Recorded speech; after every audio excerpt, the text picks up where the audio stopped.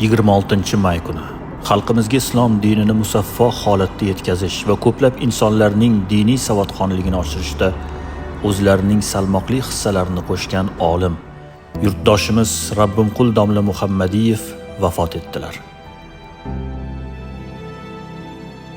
Rabbimqul domla 1997-yildan buyon imom xatib lavozimida faoliyat yuritib kelganlar.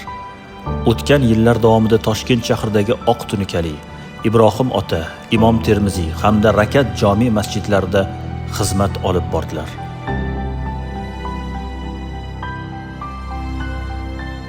Rabbimqul domla o'z faoliyatlari davomida samarali mehnatlari uchun O'zbekiston musulmonlari idorasining Toshkent shahar vakilligi, xususan bosh imom xatib Abduqahhor domla Yunusov tomonidan bir necha marotaba taqdirlanganlar. Ularning faoliyatlari hamisha e'tirof etib kelingan.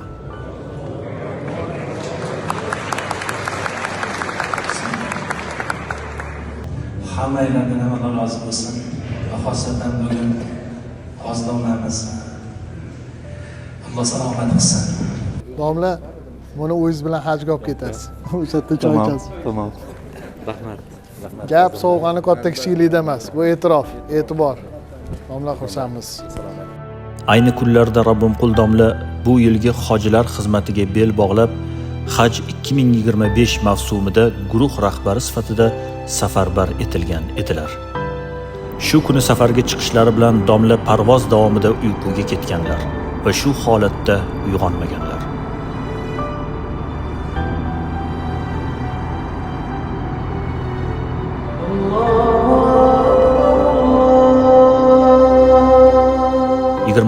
May peshin namozidan so'ng Madina Munavvaradagi Masjidun Nabaviyda janoza namozi o'qildi va marhum Baqiy qabristoniga dafn etildi.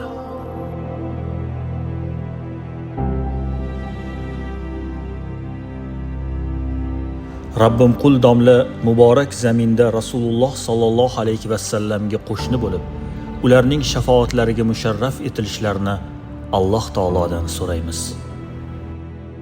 Haq taolo marhum olimni o'z mag'firatiga olsin, iymonlarini salomat qilsin, solih amallarni o'zlariga hamroh etsin. Rabbimqul domlamiz haqida qancha gapirsak shuncha oz. Halim edilar, taqvolari go'zal edi. Biror bir og'ir so'z eshitmaganmiz u kishidan. Qor akamizni ortilaridan qolgan zurriyotlardan yana o'zlariga o'xshagan ulug'lar chiqishini Alloh taolodan so'rab qolamiz.